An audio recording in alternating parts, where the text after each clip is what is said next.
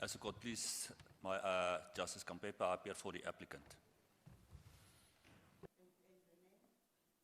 I'm Johan van Skalkwyk from the State Attorney.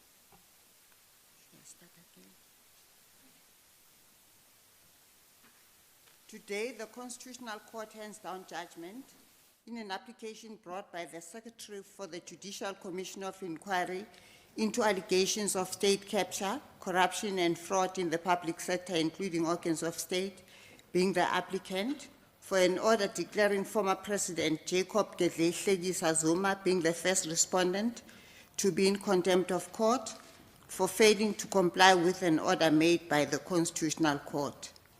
In December 2020, in the matter of Secretary of the Judicial Commission of Inquiry into allegations of state capture, corruption and fraud in the public sector, including organs of state versus Zuma, hereafter referred to as CCT 295/20, the applicant approached the Constitutional Court on an urgent basis for an order that would compel Mr. Zuma's cooperation with the Commission's investigations. On 28 January 2021, the Constitutional Court handed down judgment ordering Mr. Zuma to attend the Commission and give evidence before it. The judgment and order were served on Mr. Zuma, who responded by releasing a public statement in which he alleged that the Commission and the Constitutional Court were politicizing the law to his detriment. From 15 to 19 February 2021, Mr. Zuma did not attend the Commission as ordered. Accordingly, the chairperson of the Commission announced that it would launch contempt of court proceedings.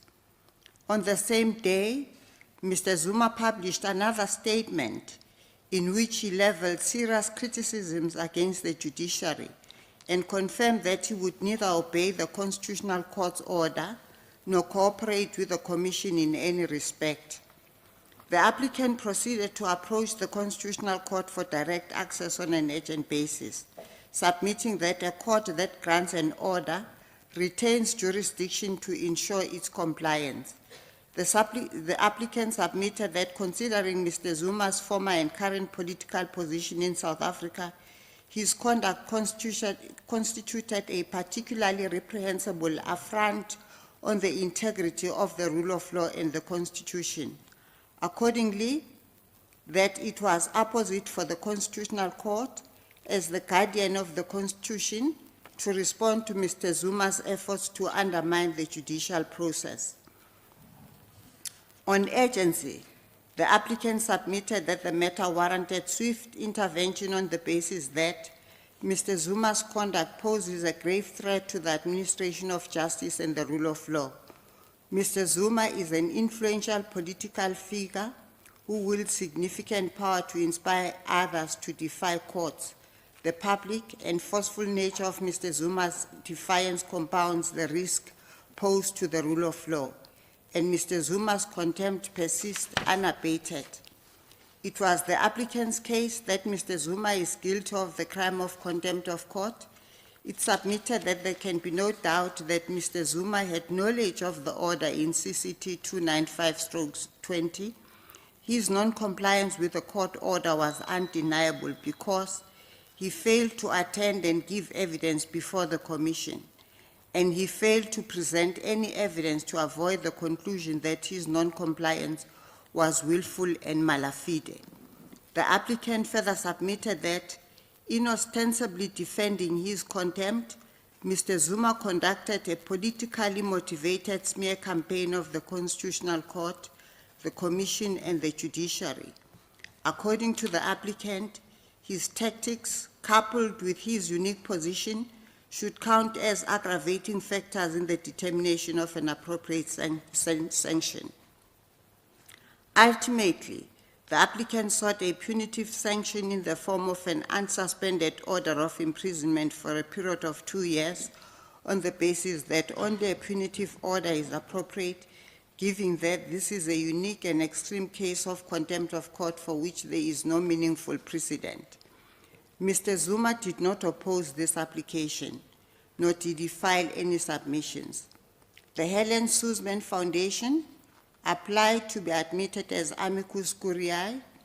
Its main submission was that an appropriate sanction must be capable of vindicating the dignity of the court, as well as compelling compliance with the impugned court order.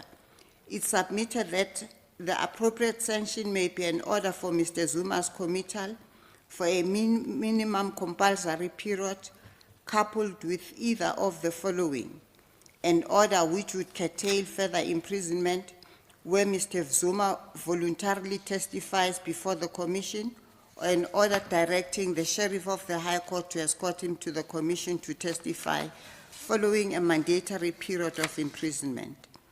The Constitutional Court is satisfied that the Helen Suzman Foundation met the requirements to be admitted as amicus curiae. Its submissions are relevant and are of assistance, particularly to the question of sanction. It is therefore admitted. In this matter, 2 judgments have been penned. The majority penned by myself, with Matlanga J, Majid J, Mhlantla J, Bile AJ, Tlaletsi AJ, and Shikri J concurring, and a dissent penned by Theron J, with Jafta J concurring. I shall begin with the findings of the majority of the Constitutional Court. Let me begin by saying this.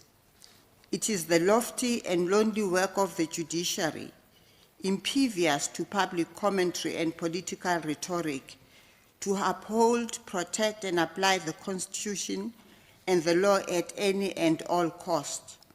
The corollary duty borne by all members of South African society, lawyers, lay people, and politicians alike, is to respect and abide by the law and court orders issued in terms of it, because unlike other arms of the state, courts rely solely on the trust and confidence of the people to carry out their constitutionally mandated function.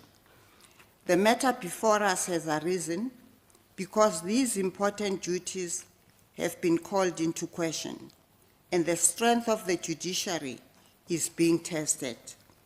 I penned and now hand down this judgment in response to the precarious position in which the Constitutional Court finds itself on account of a series of direct assaults as well as calculated and insidious efforts launched by Mr. Zuma to corrode its legitimacy. After all, it is the Constitution alone that we owe our allegiance. Accordingly, we are here because we have no choice but to respond as firmly as circumstances warrant when we find our ability to uphold it besieged. This matter engages the Constitutional Court's jurisdiction. These being contempt proceedings, the court's power to protect its own processes in terms of Section 173 of the Constitution is implicated. Furthermore, when the constitutional safeguards of the judiciary are undermined so egregiously, as in this case, Section 173 empowers the court to respond swiftly and effectively in its own interest and in the interest of justice. This matter also concerns the protection of the authority of the judiciary to carry out its constitutional functions vested in it by Section 165 of the Constitution, which functions are threatened by acts of contempt of court. Thus, the issues at the heart of this matter are irrefutably constitutional issues. On the question of direct access and agency, the Constitutional Court holds that this matter is so evidently extraordinary that a departure from ordinary procedures is warranted and is in the interest of justice. Never before has the authority and legitimacy of the Constitutional Court been subjected to the kinds of attacks that Mr. Zuma has elected to launch against it and its members. Never before has the judicial process been so threatened.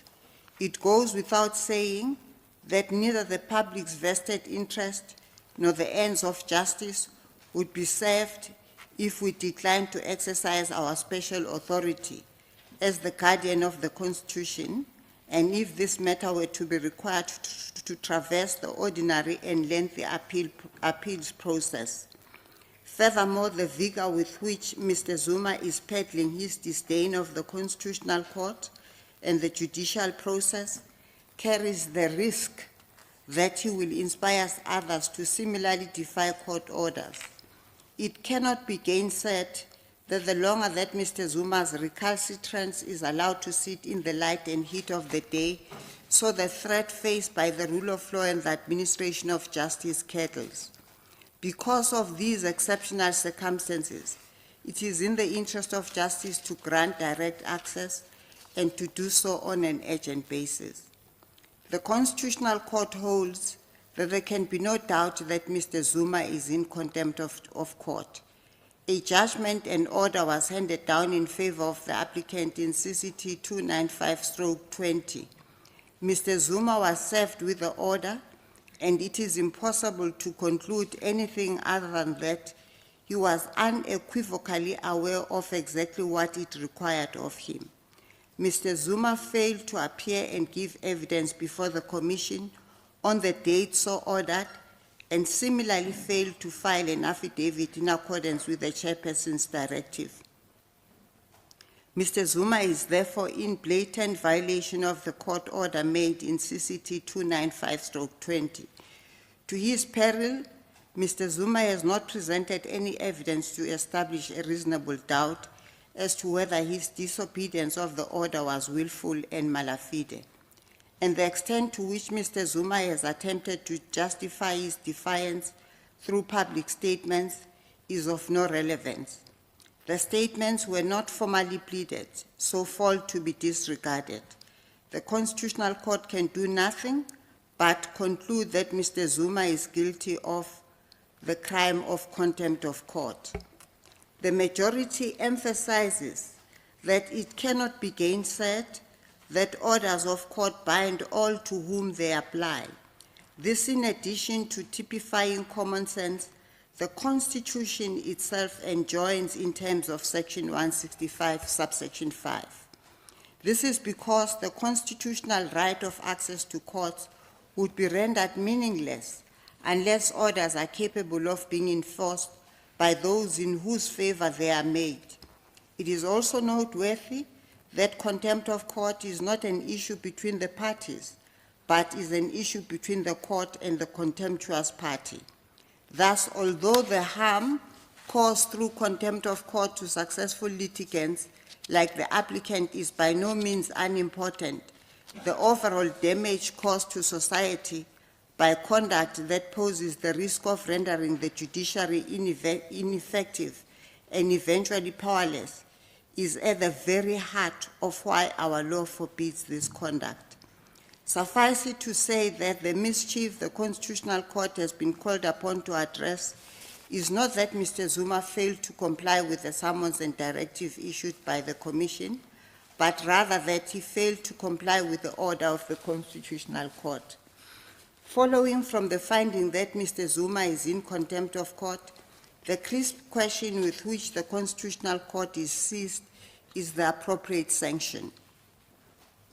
A sanction for contempt of court can take the form of suspended committal, otherwise known as a coercive sanction, or unsuspended committal, which is a punitive sanction. The purposes of each differ, made primarily to ensure the effectiveness of the original order. A coercive sanction gives the respondent the opportunity to avoid imprisonment by desisting from the offensive conduct and complying with the original order. A coercive order only incidentally vindicates the authority of the court that has been disobeyed. Conversely, in terms of a punitive order, a sentence of imprisonment cannot be avoided by any attempt to comply with the original order. The sentence is related both to the seriousness of the default and the contumacy of the respondent, and the order is influenced by the need to set an example and assert the authority of the court. Bearing this in mind, the majority holds that a coercive order which uses the threat of imprisonment to compliance would be both futile and inappropriate in these circumstances. Of course, society holds an interest in Mr. Zuma testifying before the Commission, given that it was under his presidency that the alleged corruption and malfeasance under the investigation by the Commission took place. Nevertheless, notwithstanding the importance of the work of the Commission, the Constitutional Court cannot be so naive as to hope for his compliance with the order made in CCT 295/20. Mr. Zuma has repeatedly reiterated that he would rather be imprisoned than cooperate with the Commission or comply with the order made in CCT 295/20. Accordingly, it defies logic to believe that a suspended sentence, which affords Mr. Zuma one final opportunity to submit to the authority of the Commission, would have any effect other than to prolong his defiance and to signal dangerously that impunity is to be enjoyed by those who defy court orders. An additional deficiency with a coercive order is that the punitive effect of it would only operate upon future non-compliance. In other words, it wields no punitive power in respect of Mr. Zuma's contemptuous conduct, already so worthy of rebuke. The majority finds that it is impossible to see how a coercive order could achieve any of the purposes of contempt proceedings. Neither the honor of the Constitutional Court nor the public interest in Mr. Zuma testifying before the Commission would be vindicated through a coercive order. In fact, the public has an equally important, if not more acute, interest in a functioning judiciary than in Mr. Zuma testifying before the Commission. Accordingly, the emphasis must be on ensuring that this society is one in which deference is shown to the rule of law, rather than in attempting to compel this most recalcitrant of individuals. If anything, a coercive order, likely only to be further defied, would plunge the integrity of the Constitutional Court into deeper waters. Anyone familiar with contempt jurisprudence knows that ordinarily proceedings result in coercive orders in terms of which compliance is suspended and calculated to compel compliance with the initial order. However, the case before us is so markedly distinct from any matter that has preceded it that it exceeds the expectation of legal precedent. This notwithstanding, an order of unsuspended committal certainly flows from legal precedent. To the extent that the minority judgment insinuates that the majority is creating precedent to punish Mr. Zuma alone, it is mistaken. The majority judgment does no more than apply the law cautiously to these new and unusual circumstances. Contemplating an order of unsuspended committal, the Constitutional Court was alive to the need to consider and indeed safeguard Mr. Zuma's constitutional right to freedom. Accordingly, directions were issued on 9 April 2021, in which Mr. Zuma was invited to file an affidavit on an appropriate sanction and sentence in the event he were found to be in contempt of court. The reason behind this was that the Constitutional Court was acutely aware that contempt proceedings are hybrid in nature because, although brought by civil process, they have a criminal component. After conviction in a conventional criminal trial, it is a violation of an accused person's right to a fair trial under Section 35 of the Constitution to impose a sentence without affording her or him an opportunity to say something in mitigation of sentence. However, this is not a conventional criminal trial, and the jurisprudence of the Supreme Court of Appeal and the Constitutional Court emphatically holds that a contemner in civil proceedings is not an accused person as contemplated by Section 35.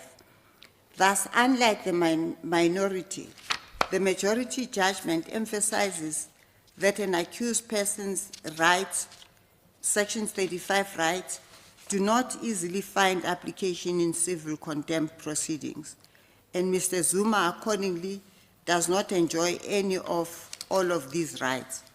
That being said, an accused contemner remains entitled to his or her rights in terms of Section 12 of the Constitution, which inter alia requires that no one be deprived of physical freedom unless a fair procedure has been followed. Therefore, although a contemner is not an accused person, the fair procedure required by Section 12 may, depending on the circumstances, necessitate a process akin to that afforded by Section 35. This is because taking away the liberty of an individual is a drastic step. By issuing the directions, the Constitutional Court afforded Mr. Zuma this unexceptional, commonplace entitlement to fair process dictated by Section 12 of the Constitution in a manner comparable to the Section 35 fair trial right. For pragmatic reasons, the main difference between the procedure followed in this matter and that which is ordinarily followed in a criminal trial is that, since contempt proceedings deal with guilt and sentence in one process, the invitation was sent out before a decision was reached on the question of guilt. In response to the directions, and instead of filing an affidavit as he was directed to do, Mr. Zuma addressed a 21-page letter to the Chief Justice. Unfortunately, but not entirely unexpectedly, Mr. Zuma once again squandered an opportunity to respect this country's legal processes, which guarantee all citizens fairness and equality before the law. Instead of furnishing the court with mitigating factors, he again aired his views through inflammatory statements intended to undermine the authority of the Constitutional Court and to portray himself as a victim. All of this, besides being scandalous, is totally irrelevant to the question of sanction upon which he was directed to make submissions. Of concern is that Mr. Zuma, along with his attorneys, has repeatedly attempted to justify his contempt by stating that by hearing this application while the outcome of his High Court application for the review of the decision by the chairperson of the commission not to recuse himself was outstanding, the Constitutional Court acted unconstitutionally. Of course, this is totally misconceived and calculated to confuse the public. If Mr. Zuma did not want to participate in the commission hearings whilst his review application was pending, he could have sought an interim stay of proceedings. Absent this interim relief, nothing could have precluded the Constitutional Court from entertaining the matter. The Constitutional Court went to great lengths to safeguard Mr. Zuma's rights. Consequently, there is simply no sound, no logical basis on which Mr. Zuma can claim to have been treated unfairly or victimized. His attempts to evoke public sympathy through unfounded allegations fly in the face of reason and are an insult to the constitutional dispensation for which so many women and men fought and lost their lives. Having found that Mr. Zuma, like all alleged contemners in civil contempt proceedings, cannot be described as an accused person as envisaged in Section 35, and confident that a fair procedure has been followed to safeguard the rights to which Mr. Zuma was entitled in these proceedings, the majority holds that no Section 36 limitations analysis arises in the circumstances.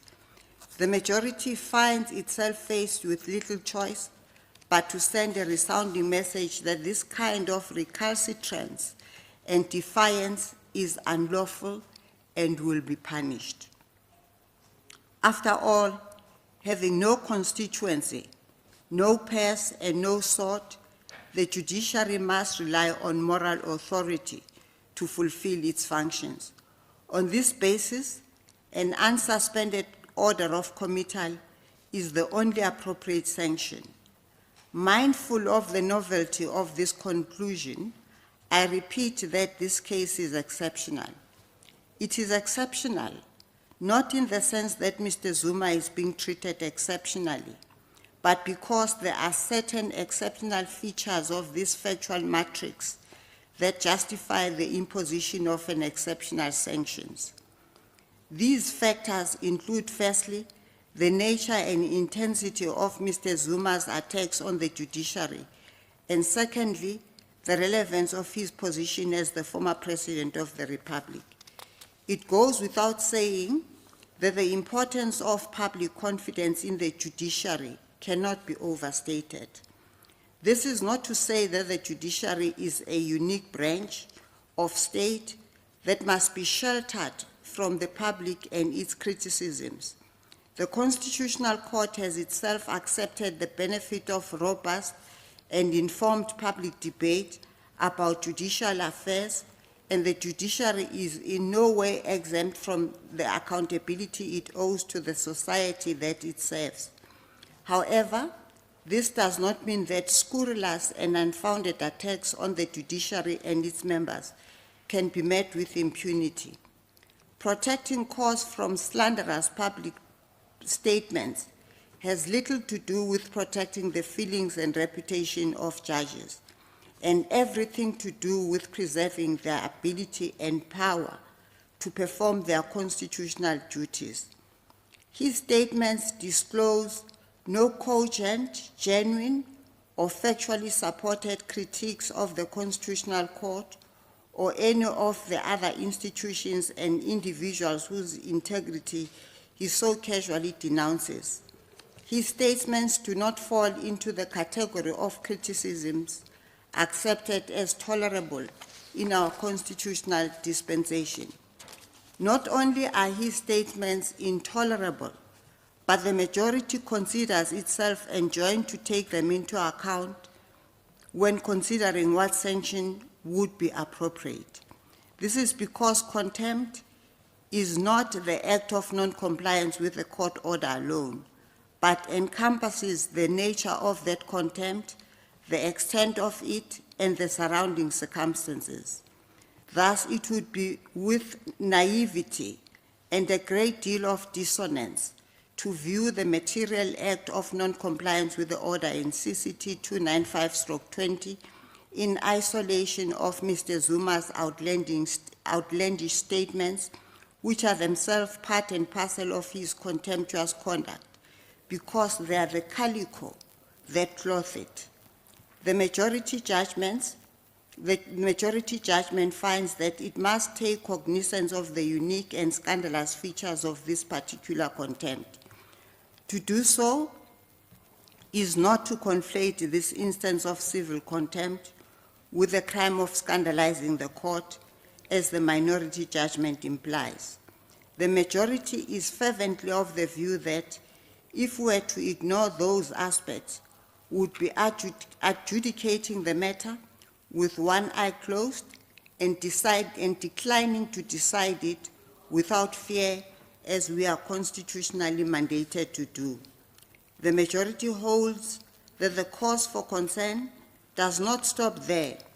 Mr. Zuma is no ordinary litigant.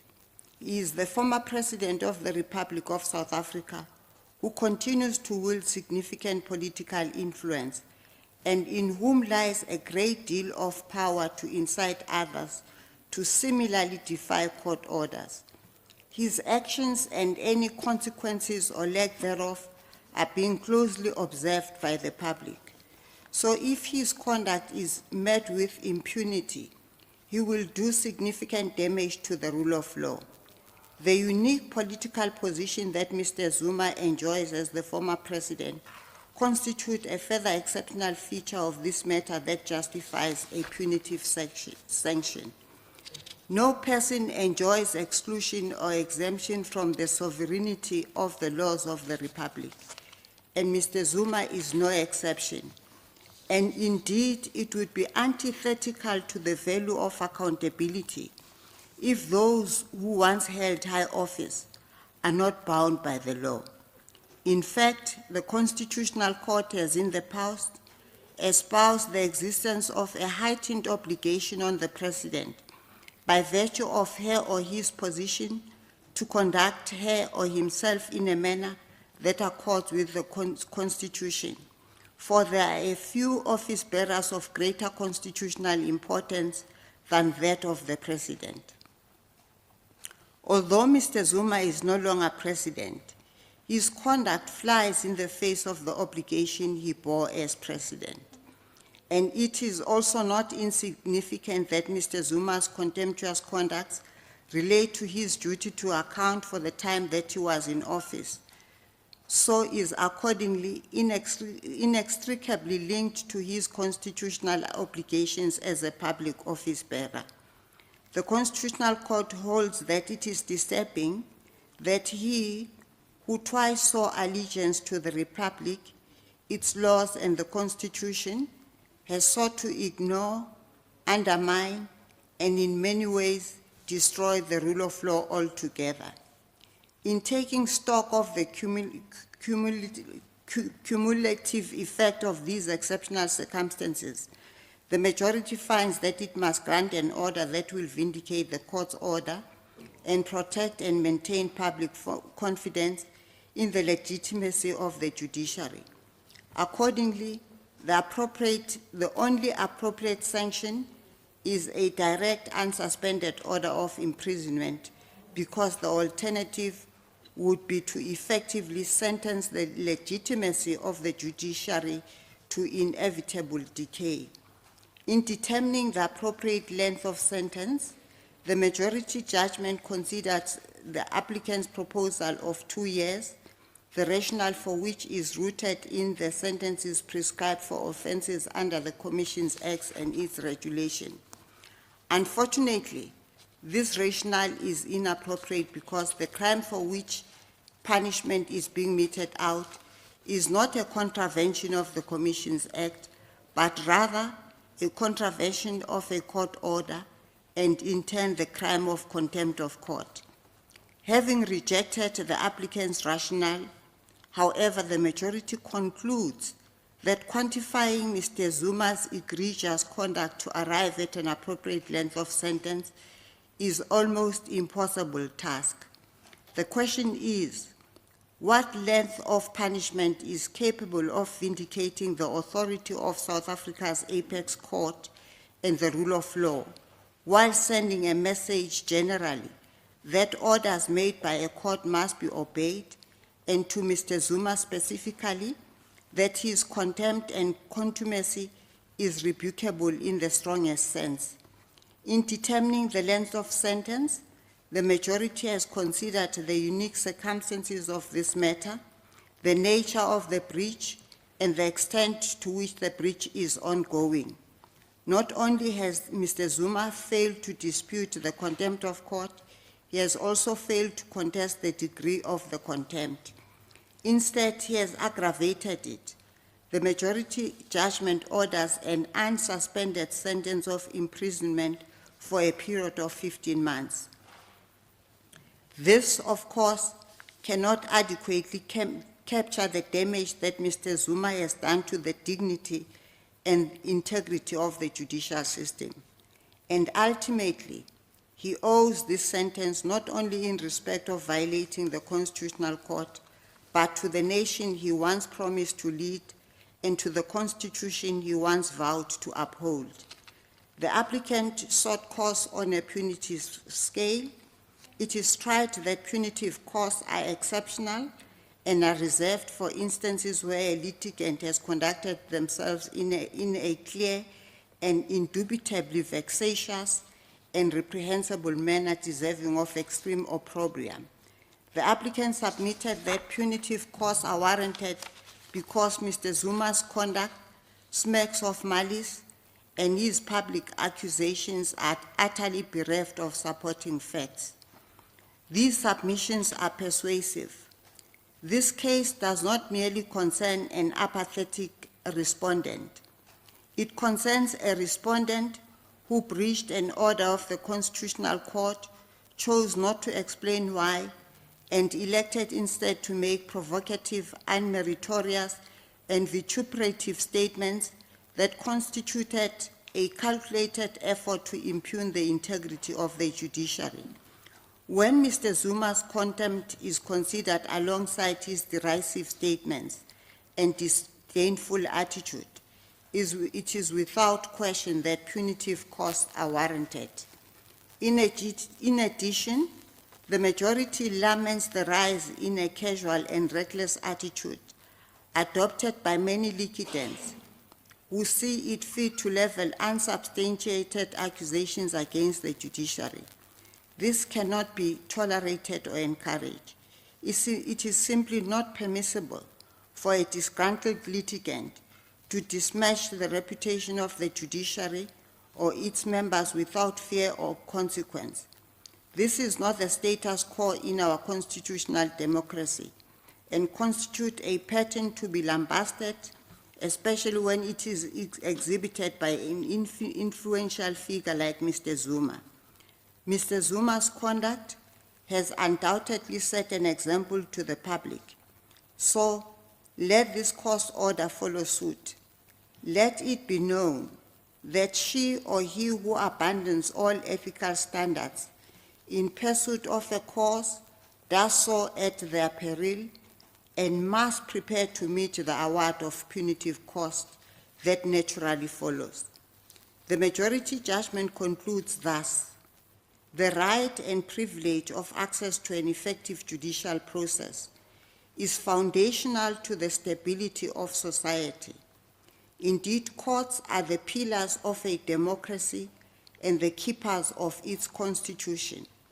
No person is above the law, and every person, whatever be her or his rank or condition, is subject to the ordinary realm of the law and amenable to the jurisdiction of its tribunals. An act of defiance in respect of a direct judicial order has the potential to precipitate a constitutional crisis. If with impunity, litigants are allowed to decide which orders they wish to obey and which they wish to ignore, then our Constitution is not worth the paper upon which it is written. I too cherish the ideal of a democratic and free society in which all persons are as equal in opportunity before the law as they are in accountability before it.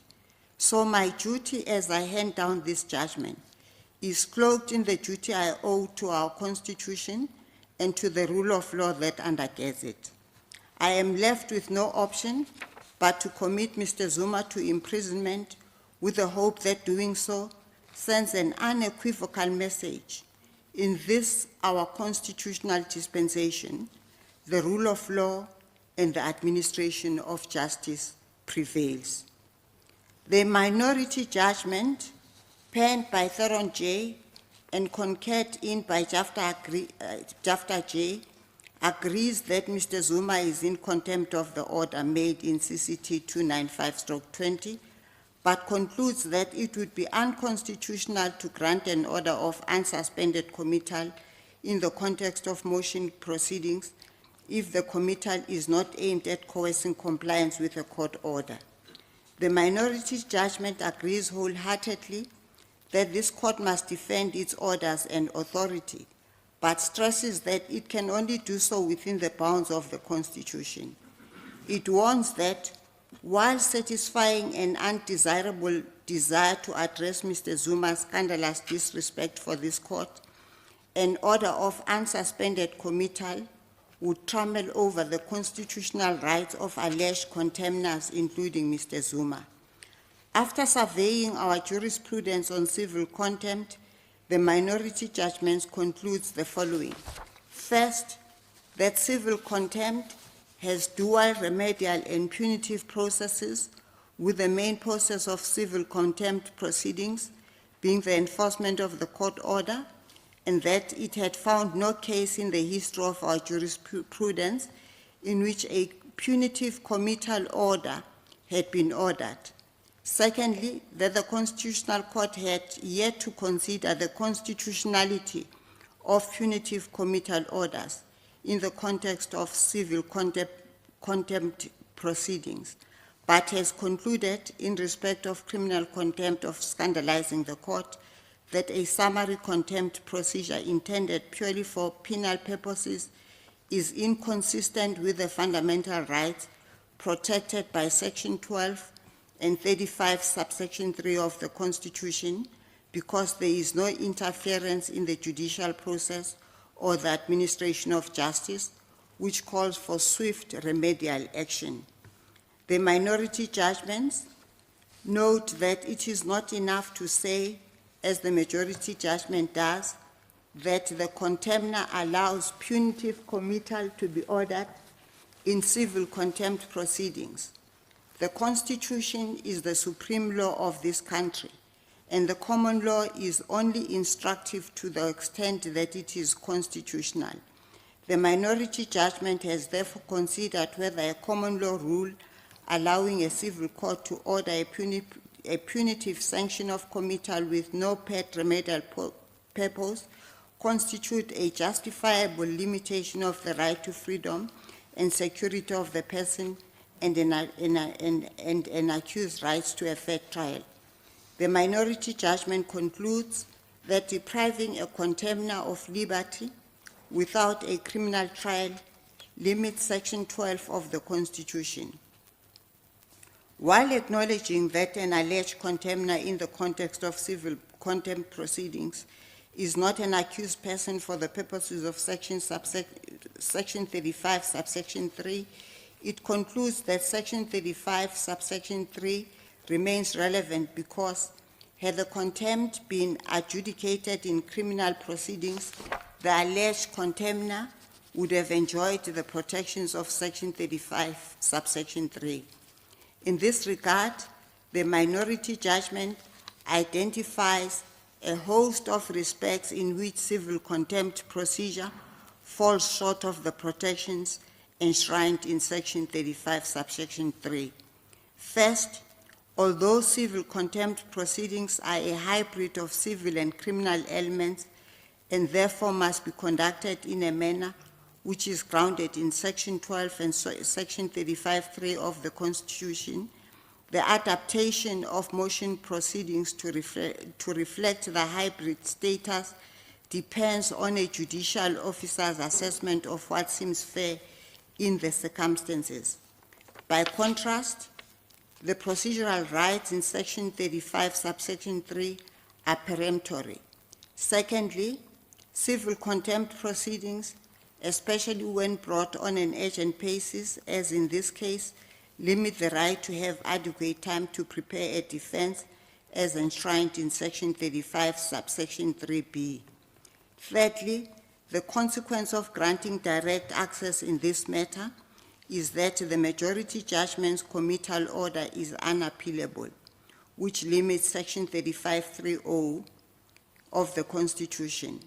Fourthly, the motion procedure limits the alleged contemner's fundamental right to remain silent and to be presumed innocent to the extent that it requires the alleged contemner to present a defense before the initiating party has made out a prima facie case against her or him. The minority judgment concludes that these deficiencies amounted to serious violation of constitutional rights when one has regard to the fact that Section 12 and Section 35, subsection 3, protect a profound and essential right to freedom, which is the bedrock of our constitutional order.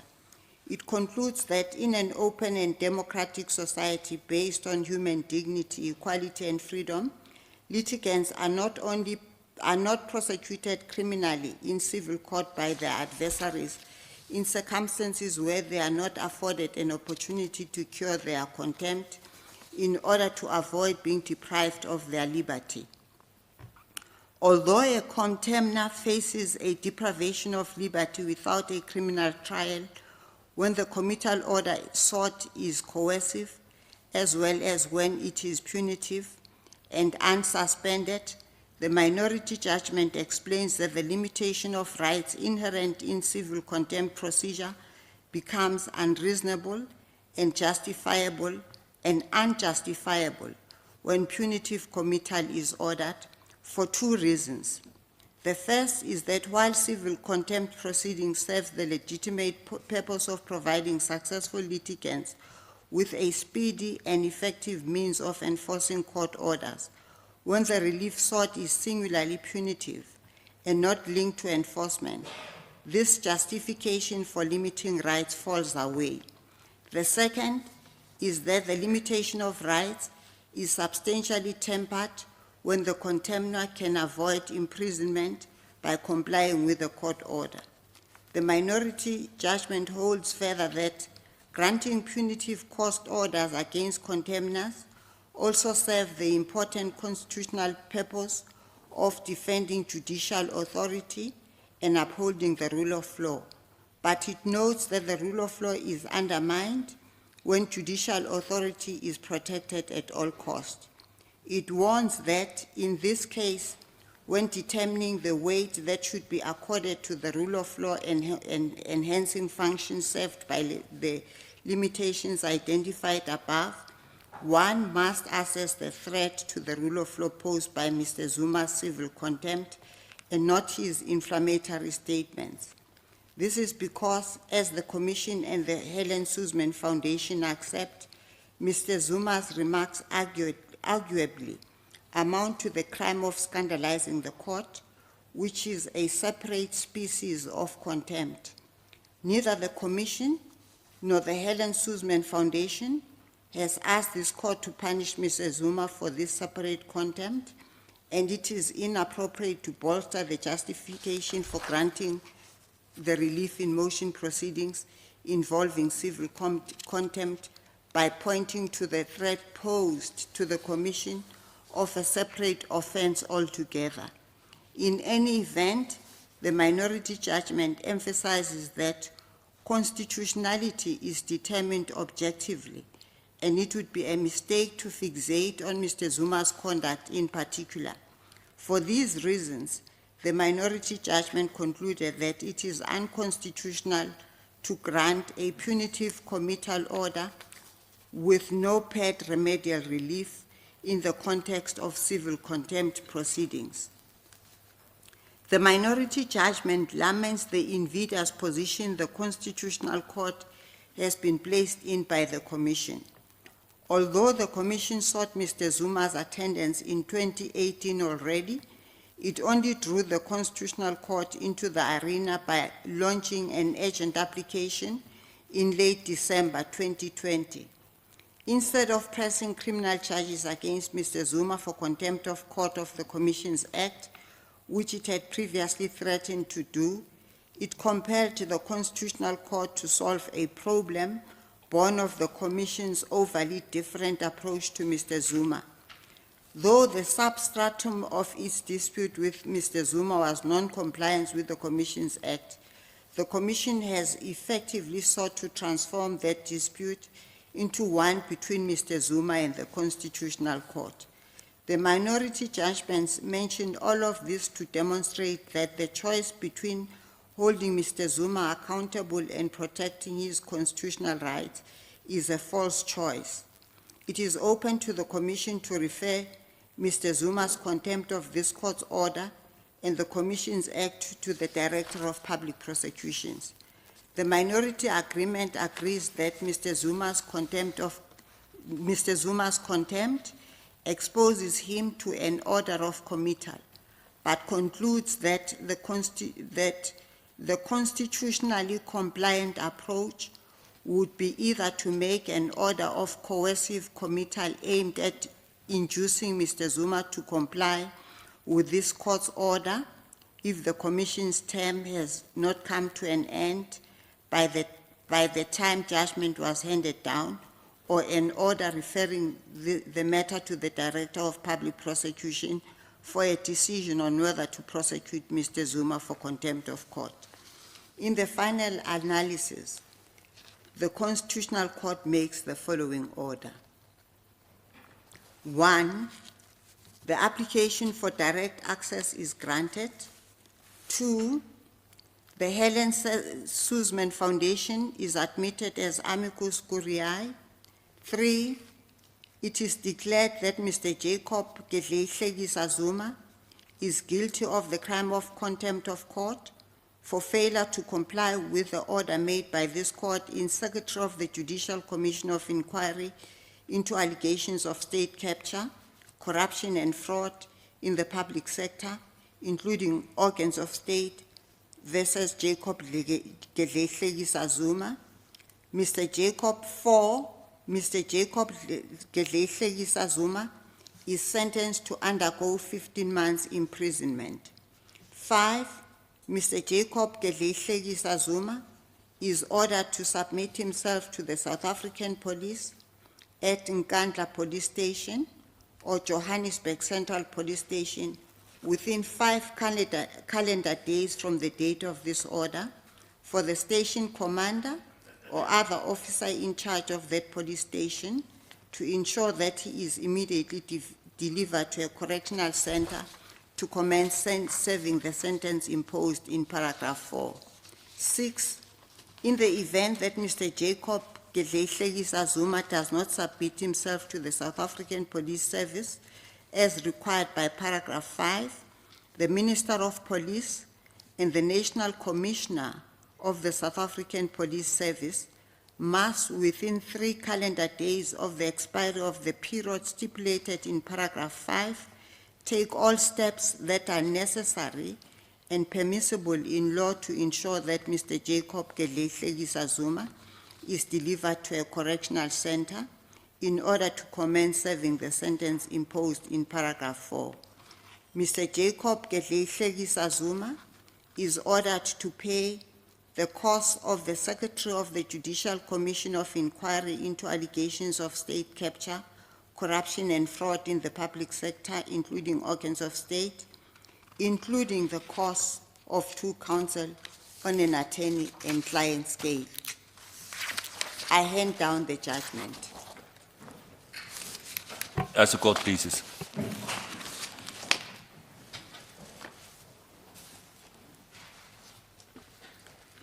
The court will adjourn.